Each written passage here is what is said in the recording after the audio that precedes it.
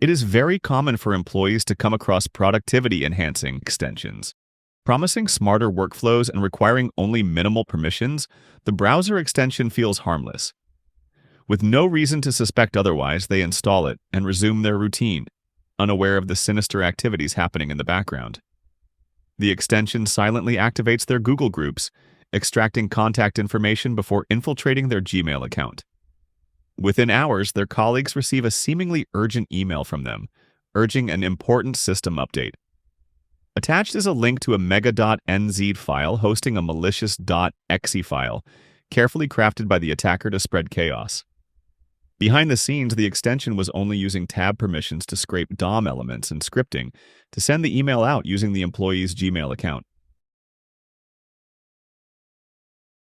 SquareX offers a comprehensive policy library that enterprises can deploy in seconds to counter web-based threats. The policy to block suspicious browser extensions leverages multiple detection techniques, including behavioral analysis, heuristics, dynamic execution, and AI-driven classification. Once activated, it instantly blocks malicious extensions, preventing users from enabling them again. Admins receive detailed insights about the extension and the IOCs for effective threat hunting.